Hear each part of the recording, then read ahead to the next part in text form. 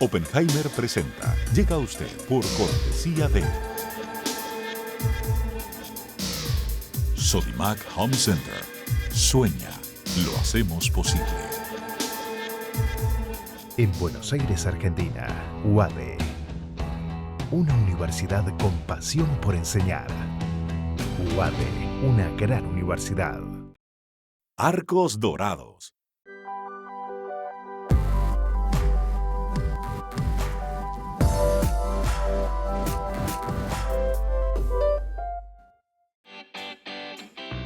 Ingresa en lacaja.com.ar, asegura tu auto y llévate un 15% de descuento por medio año. La Caja, así de simple.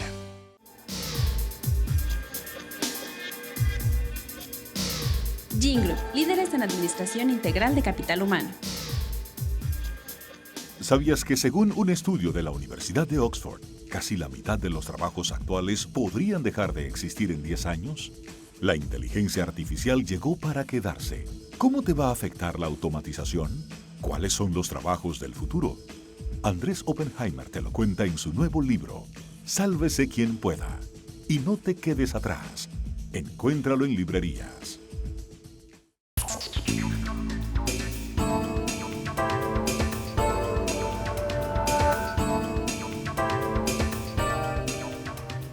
Hola, ¿qué tal? ¿Cómo les va? Soy Andrés Oppenheimer. Gracias por estar con nosotros. Hoy vamos a entrevistar a dos figuras fascinantes. Vamos a empezar con una entrevista deliciosa que le hicimos a Daniel Morszynski, el fotógrafo de los escritores. Es un fotógrafo argentino radicado en Francia hace muchos años que acaba de hacer una muestra en Casa de las Américas en Madrid con sus mejores fotografías de algunos de los escritores más famosos de habla hispana. En las últimas 4 décadas, Morszynski se ha especializado en hacer fotos traviesas de grandes escritores, incluyendo retratos de Jorge Luis Borges, Julio Cortázar, Gabriel García Márquez, Mario Vargas Llosa, Isabel Allende y muchísimos más. No es un paparazzi, es un fotógrafo artístico que de alguna manera ha logrado convencer a todas estas grandes figuras a ser fotografiados de una manera inusual, inesperada, a sacarlos de sus lugares habituales. Y nos contó, entre muchas otras anécdotas, cómo hizo para sacarle una foto a García Márquez en la cama, a Vargas Llosa mientras lo vestían para recibir el premio Nobel, y cómo fotografió a Isabel Allende con una máscara. Y más tarde en el programa, ya que estamos hablando de literatura, vamos a hablar con la escritora nicaragüense Gioconda Belli. Gioconda Belli acaba de publicar una nueva novela llamada Las fiebres de la memoria, que es una novela histórica sobre un antepasado suyo, un noble francés, amigo del rey de Francia, que se ve acusado de un crimen pasional, finge su suicidio y con la ayuda del rey huye de Francia y termina ¿dónde? En Nicaragua. Hablamos con Gioconda Belli sobre su nueva novela y sobre lo que está pasando en su país, en Nicaragua.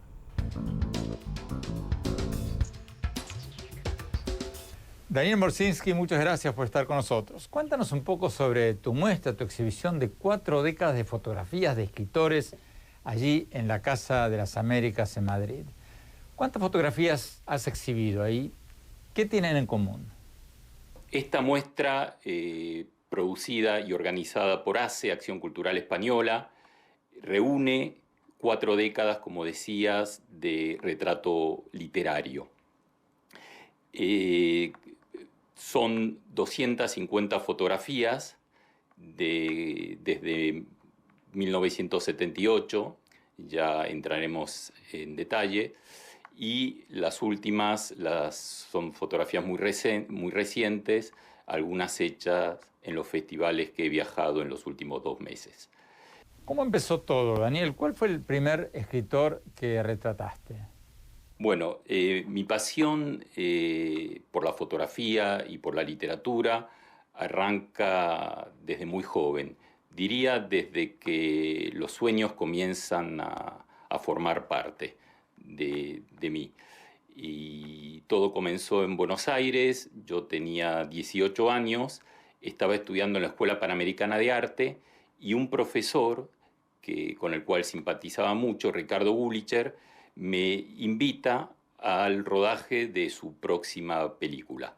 Pero no me dice más. A las pocas semanas me llaman de la producción, manteniendo el misterio, y me convocan en la Biblioteca Nacional. Y cuando entro a la biblioteca, veo en el fondo, en un sillón de terciopelo rojo tipo Voltaire, a Jorge Luis Borges.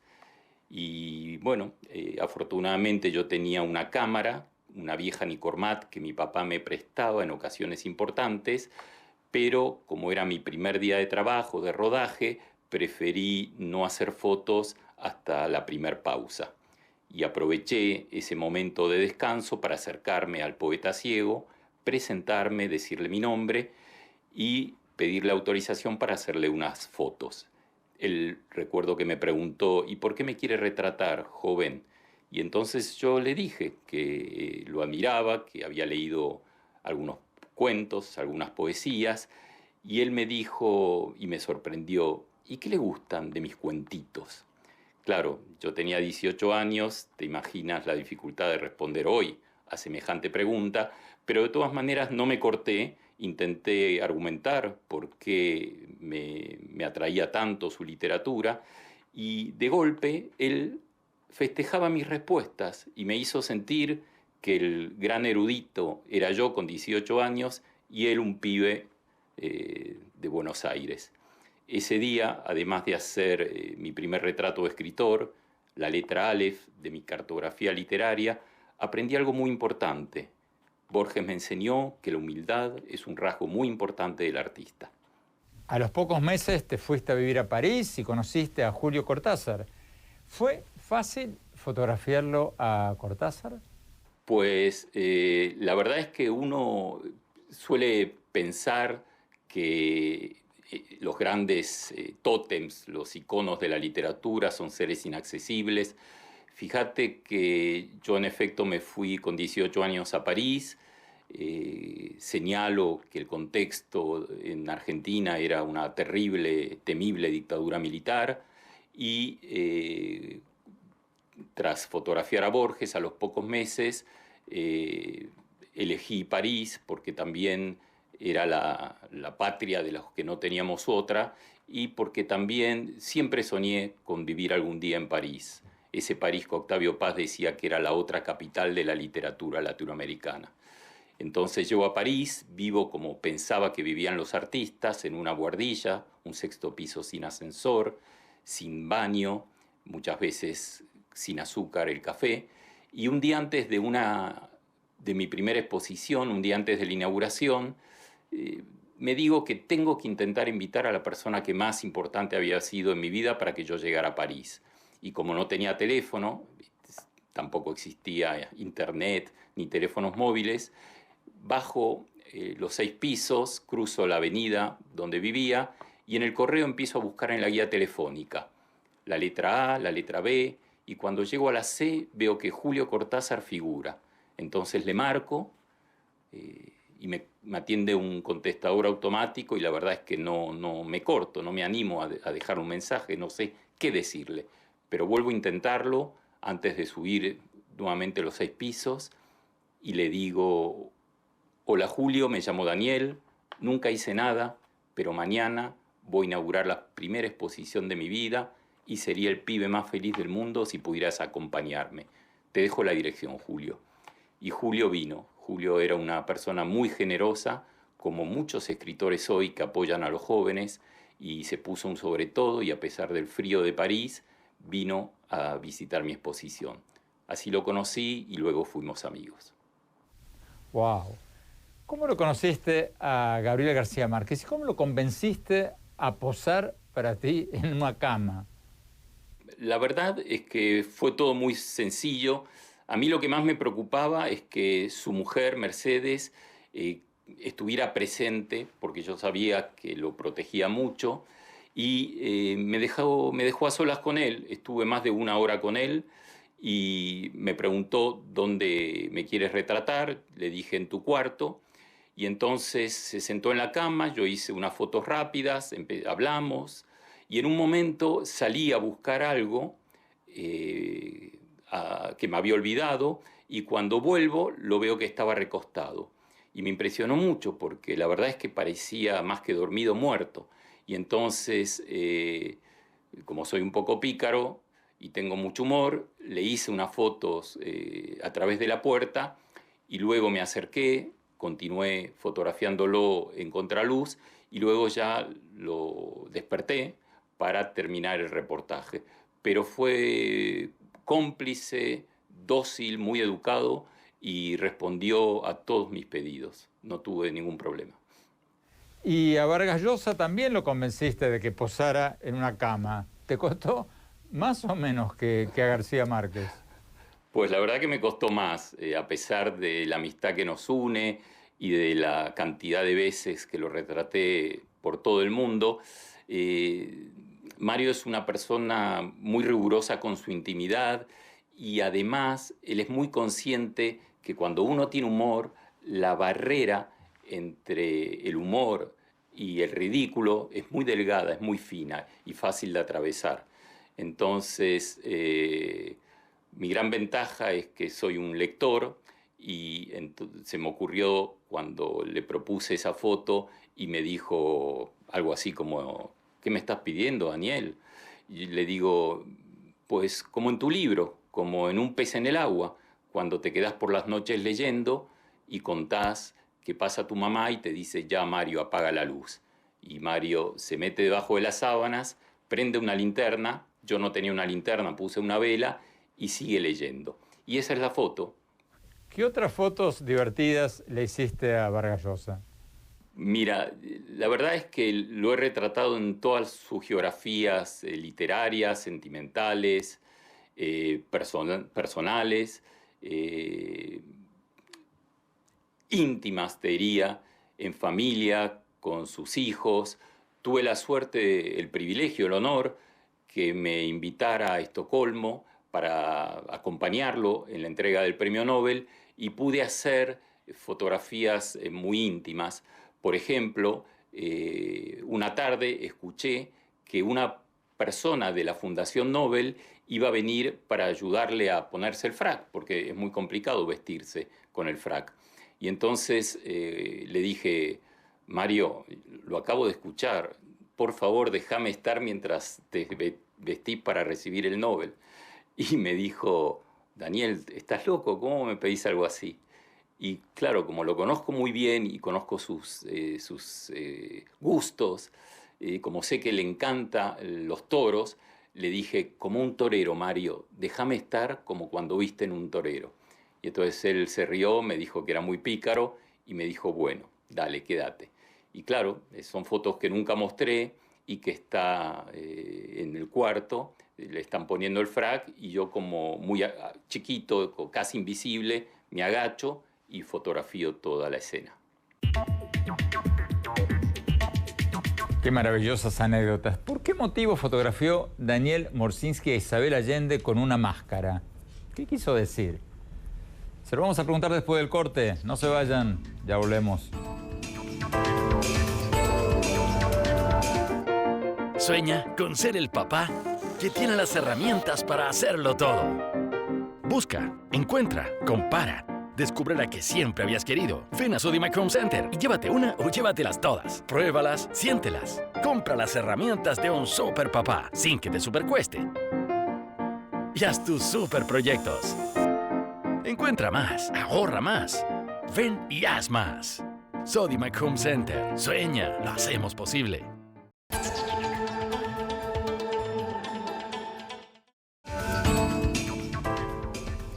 Muchas gracias por seguir con nosotros. Estamos viendo la entrevista que le hicimos a Daniel Morszynski, el fotógrafo de los escritores, que acaba de realizar una muestra de sus fotografías más famosas en la Casa de las Américas de Madrid. Hace más de 40 años viene haciendo fotografías traviesas de los escritores más famosos del mundo. Recién hablábamos, veíamos la fotografía de Jorge Luis Borges, Julio Cortázar, Gabriel García Márquez, Mario Vargas Llosa, muchos otros. Lo interesante de estas fotos, como decíamos antes, es que no son unas fotos de paparazzi, son fotos posadas, consensuadas con la gente a la que fotografía. Sigamos viendo la entrevista.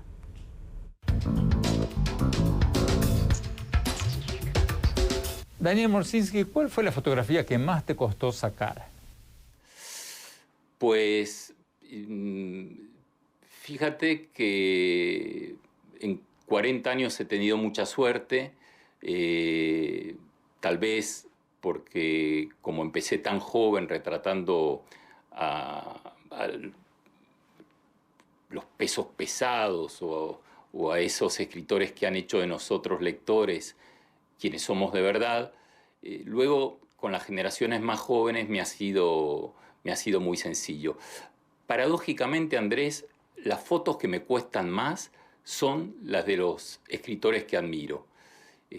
Tal vez porque no los quiero defraudar, porque tengo miedo de que me salga mal.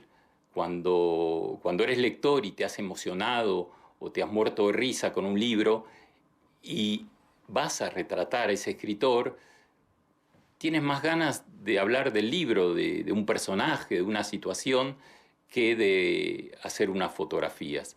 Y en ese ejercicio tan aleatorio, ¿no? Porque finalmente un retrato a veces sale bien, a veces sale mal, pero lo que yo rescato es el encuentro con cada persona y la charla que mantengo con él, con la escritora o el escritor. ¿Por qué la retrataste a Isabel Allende con una careta, con una máscara? Mira, hice muchísimas fotos y pienso que en esencia todos nosotros tenemos una máscara. Me gusta más la idea de máscara que de careta, ¿no? La careta tiene algo más de carnaval o de burla o de artefacto. Yo diría el escritor y sus máscaras. Finalmente, cuando un escritor o un fotógrafo o un periodista empezamos a investigar y nos adentramos en el universo literario de los novelistas, y esencialmente Isabel Allende es una gran novelista, cada uno de sus personajes es de alguna manera el escritor mismo, y el escritor y sus máscaras. Y bueno, quería hacer algo singular, algo distinto, algo travieso, y por suerte lo sabía, Isabel tiene mucho humor y me dijo que sí. A mí me gusta, cuando voy a ver una exposición, intentar rescatar lo que el artista me quiere contar, cuál es la narración que hay detrás de una exposición. Y cuando hago una exposición propongo también una línea narrativa. Y para esta exposición, para celebrar 40 años, para ese argentinito de París, evidentemente me inspiré en Cortázar y en las tres partes de Rayuela, del lado de aquí, del lado de allá y de todos lados. Pero agregué una cuarta parte, muy personal, que la llamé Mirar lo que ya no existe. Y en esa parte incluyo mis primeros retratos en blanco y negro y también un cajón, un enorme cajón de los recuerdos, como una caja de Pandora, donde claramente evoco la destrucción de mis archivos hace 5 años. 55.000 negativos que se perdieron para siempre. En esa caja... ¿Cómo se perdieron?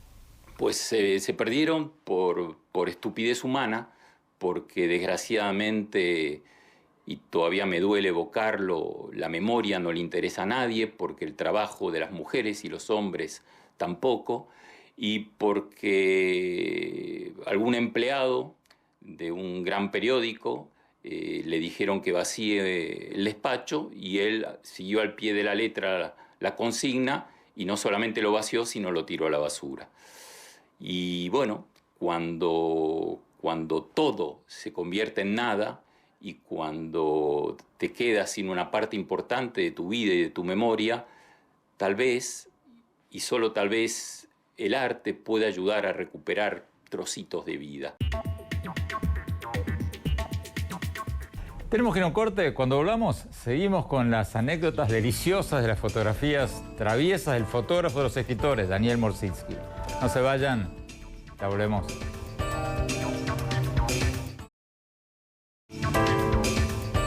Muchas gracias por seguir con nosotros. Seguimos hablando con Daniel Morsinski, el fotógrafo de los escritores, que acaba de realizar una muestra de sus fotografías de escritores famosos en la Casa de las Américas en Madrid. Sigamos viendo.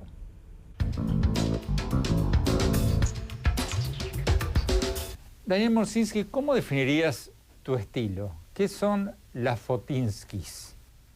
Pues mira, esa definición viene de un queridísimo amigo, Enrique Deris, un gran escritor español que falleció el año pasado, que se le ocurrió, es una mezcla de foto y Fotinsky, y son esas travesuras visuales, a veces divertidas, pero siempre dignas y respetuosas, que me gusta hacer.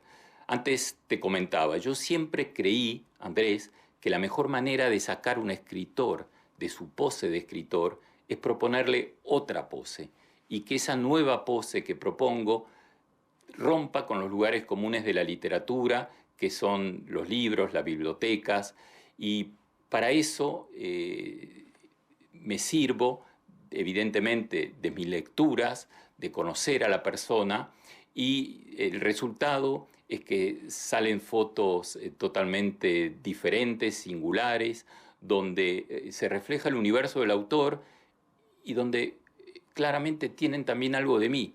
Y fíjate como vos te diste cuenta que esa foto de Sábato era una foto distinta, ¿no? Porque estaba posando conmigo. Pero la Fotinsky de la exposición es una imagen donde parece que don Ernesto está saliendo de uno de sus cuadros, que por cierto eran muy dantescos. ¿Quién te falta fotografiar, Daniel? Mira, pienso en el mito de Sísifo. Cuantos más escritores retrato, más me quedan por retratar. Cuanto más subo a la montaña, el peso de las piedras me hacen bajar. No se trata de construir una guía telefónica de la literatura. Es bonito saber que siempre me quedará algún escritor por retratar. Es una manera, quiero creer, de lograr la inmortalidad, pero insisto, esta cartografía literaria, como la suelen llamar ahora, está llena de lagunas, y espero y quiero creer que de montañas y de cielos claros también. Tenemos que ir a un corte. Cuando volvamos, vamos a hablar con una de las grandes escritoras fotografiadas en situaciones inusuales por Morzynski, la escritora nicaragüense Gioconda Belli. Aquí la vemos jugando al fútbol.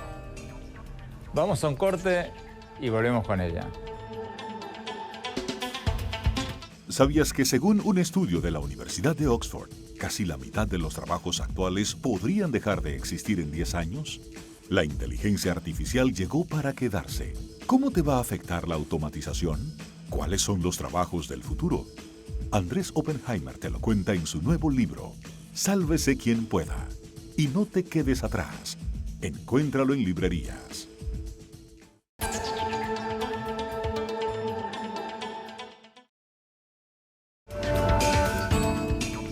Muchas gracias por seguir con nosotros. Hace poco hablamos con la escritora nicaragüense Gioconda Belli, que acaba de sacar un nuevo libro titulado Las fiebres de la memoria. Es la historia de un antepasado suyo que era un noble francés, amigo del rey de Francia, que se vio involucrado en un crimen, huyó de Francia y terminó en Nicaragua.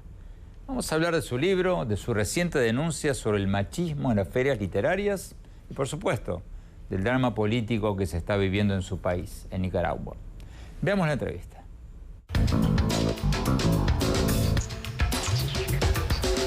Gioconda Belli, muchas gracias por estar con nosotros. Gioconda, antes de hablar de tu nueva novela, Las fiebres de la memoria, cuéntanos un poco qué está pasando en tu país, en Nicaragua. Porque el año pasado Nicaragua estaba en los titulares de todo el mundo con las protestas contra el régimen de Daniel Ortega, que resultaron en más de 300 muertos. Pero bueno, ahora pareciera como que Nicaragua desapareció de las noticias. ¿Qué está pasando en Nicaragua? Lo que ha pasado en Nicaragua es que la represión está cada día más intensa y la razón por la que las noticias desaparecieron de cierta manera es porque no podemos movernos en Nicaragua. Prácticamente no se puede hacer una marcha, una manifestación sin que intervengan grandes contingentes de policía y gran cantidad de antimotines. Pero se ha seguido secuestrando personas, los periódicos se quedaron sin papel prácticamente, no se han devuelto los medios que estaban confiscados. Estamos en una situación de un estado policíaco y ayer el hijo de Daniel Ortega sacó una proclama, se fue a parar enfrente del Consejo Superior de la Iniciativa Privada del edificio con una proclama diciendo que esos eran los nuevos enemigos del pueblo, y que iban a, que como Sandino decía, la libertad no se conquistaba con flores, sino a balazos. ¿Cómo calificarías al régimen de Daniel Ortega? ¿Es un régimen autoritario? ¿Es una dictadura? ¿Qué es? Bueno, pasó de ser un régimen autoritario a ser una dictadura sanguinaria además, porque desde el tiempo de Somoza y desde el tiempo incluso de las dictaduras latinoamericanas no habíamos visto tanta hazaña de parte de un gobierno contra su propio pueblo a partir de una rebelión, ¿no? Por lo que recuerdo de mi última visita a Nicaragua, Gioconda, la Alianza Cívica Opositora intentó durante varios meses llegar a algún tipo de diálogo con Ortega, con Daniel Ortega, pero bueno, hasta ahora eso no parece haber avanzado mucho. ¿Cómo podría restablecerse el orden democrático en Nicaragua?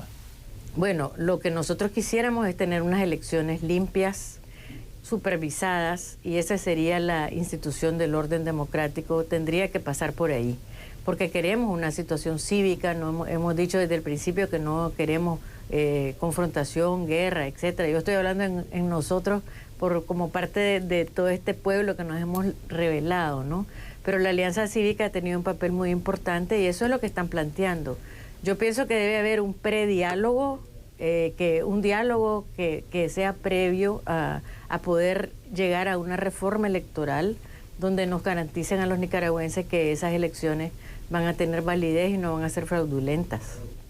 Gioconda, bueno, pasando a la literatura, tú has criticado la Feria del Libro de Lima y la Feria del Libro de Guadalajara por hacer paneles de escritores hombres sin ninguna mujer. ¿Por qué crees que sigue ocurriendo esto?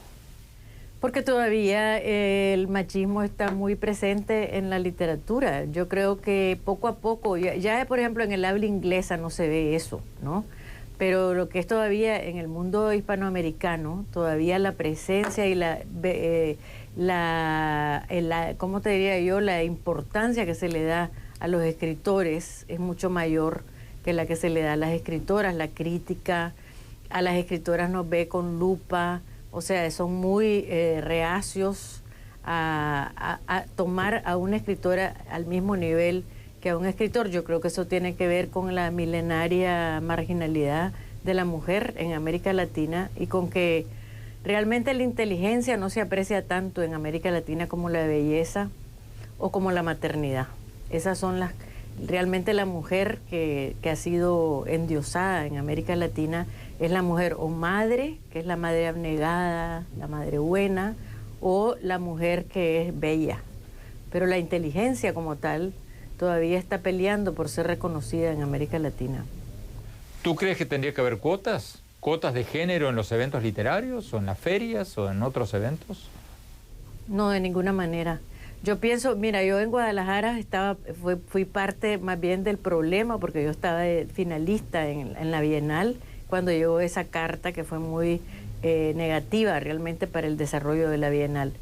Y después sí, lo que dije en Lima fue que realmente eran 9 hombres que estaban en este panel y era pues un poco exagerado, ¿no? Porque hay muchas mujeres valiosas, pero no creo en las cuotas. Yo creo que las mujeres, lo que creo es que nos tienen que ver los hombres. Yo creo que nos ven con ojos de minoría, con ojos ya sea que no nos toman en serio, y entonces yo lo que siento es que los hombres tienen que leer más a las mujeres y dejar de decir que escribimos literatura de mujeres para mujeres, como que la mujeritud o la presencia de la mujer en el mundo no fuera tan importante que si escribiéramos de mujeres para mujeres que tienen, o sea, eso no es razón para discriminarnos, ¿no? Los hombres han escrito de hombres para hombres también muchísimo tiempo y nosotros los leímos. Tenemos que ir a un corte. Cuando volvamos, seguimos con la escritora nicaragüense Gioconda Belli. No se vayan, ya volvemos.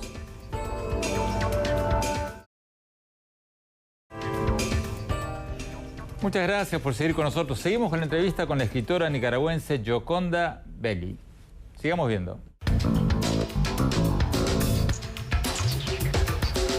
Gioconda Belli, cuéntanos por favor de tu nueva novela, Las fiebres de la memoria. La historia es sobre un noble francés, amigo del rey, que se ve acusado de un crimen pasional, finge su suicidio, se escapa a Nueva York y después a Nicaragua. ¿Es una historia real esta? Bueno, porque sí, es cierto. Yo creo que con todas las investigaciones que hemos hecho, varias gente de la familia, todo indica que él era efectivamente el duque Choiseul de Praslin, y que terminó en Nicaragua por una serie de circunstancias que yo trato de narrar en la novela, porque él fue pasando de la isla de White, donde se refugió primero, a Nueva York, y ahí se encontró con el Cornelius Vanderbilt y se vino en la inauguración de la ruta del tránsito por Nicaragua. Y entonces se quedó en Nicaragua porque andaba buscando cómo reinventarse. Él había pasado por estar muerto, o sea,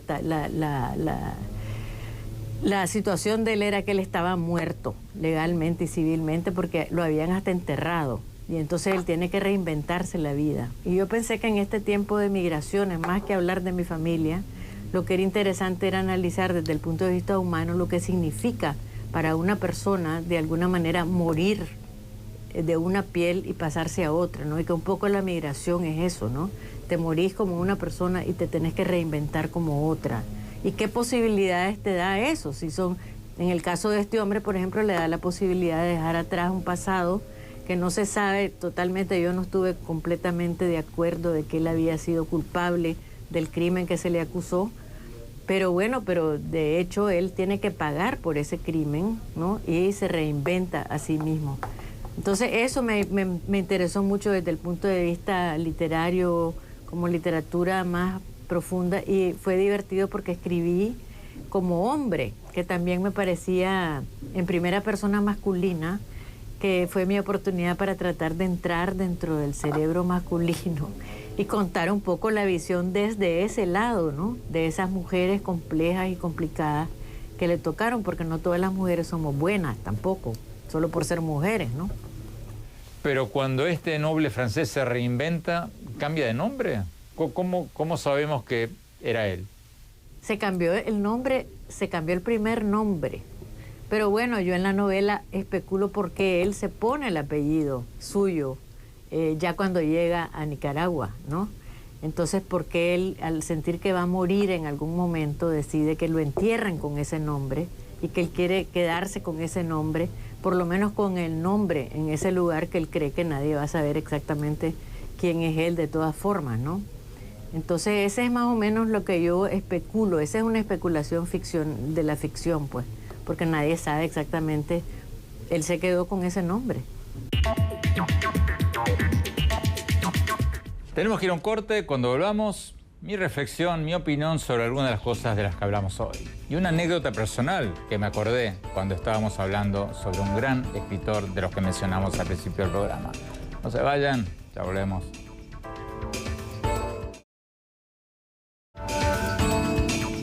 Muchas gracias por seguir con nosotros. Mi reflexión sobre algunas de las cosas que escuchamos hoy de Daniel Morszynski, el fotógrafo de los escritores, y de la escritora nicaragüense Gioconda Belli.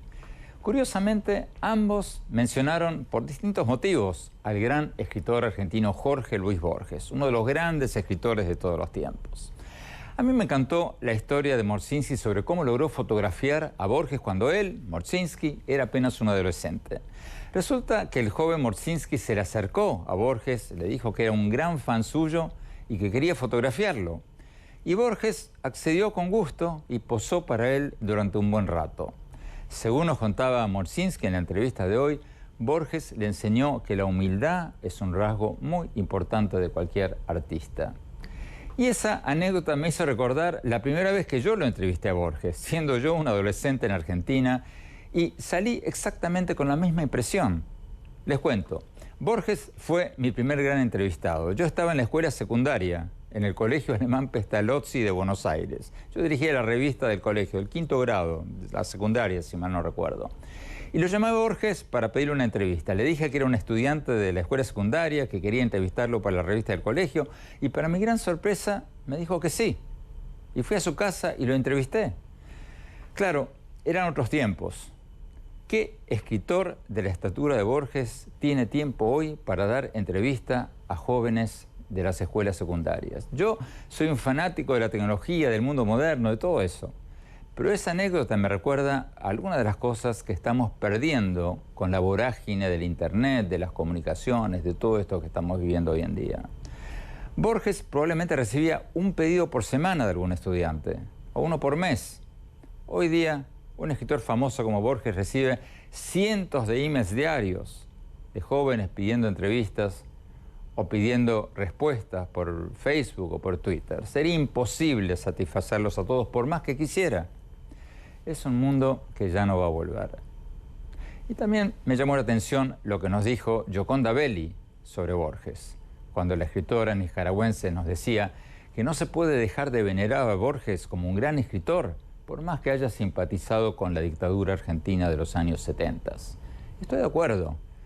Eso no lo descalifica a Borges como escritor, así como la cercanía de García Márquez con la dictadura de Fidel Castro en Cuba tampoco lo descalifica a García Márquez como el gran escritor que fue.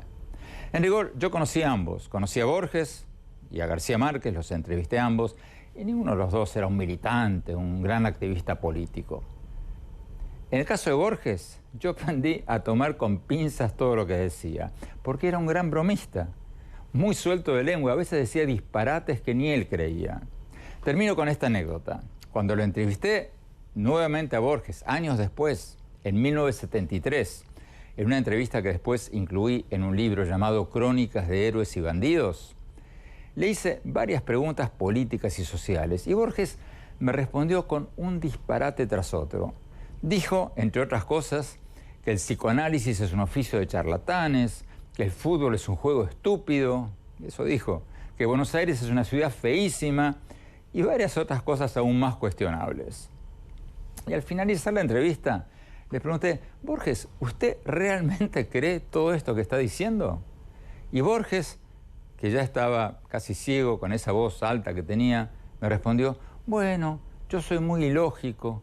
Lo que pasa es que ustedes los periodistas me toman demasiado en serio. Yo creo que Borges, además de ser un gran escritor, era un gran provocador, un gran bromista. Bueno, se nos acabó el tiempo. Los invito a visitar mi blog en el sitio de internet andresopenheimer.com. Si se registran ahí, les vamos a mandar todas las semanas mis artículos del Miami Herald y nuestros más recientes programas del CNN. Les recuerdo la dirección de mi blog, es el sitio web andresopenheimer.com. Y síganme en mi Twitter, @OpenheimerA, y en mi página de Facebook, Andrés Oppenheimer, y ahora también en Instagram, en Andrés Oppenheimer Oficial, todo seguido.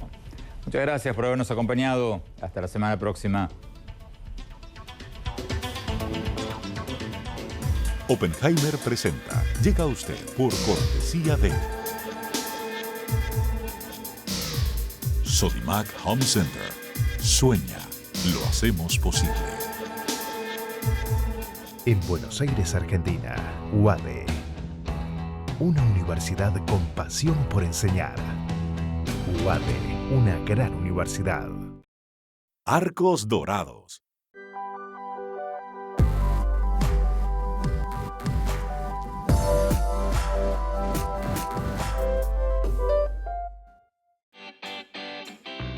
Ingresa en lacaja.com.ar, asegura tu auto y llévate un 15% de descuento por medio año. La Caja, así de simple.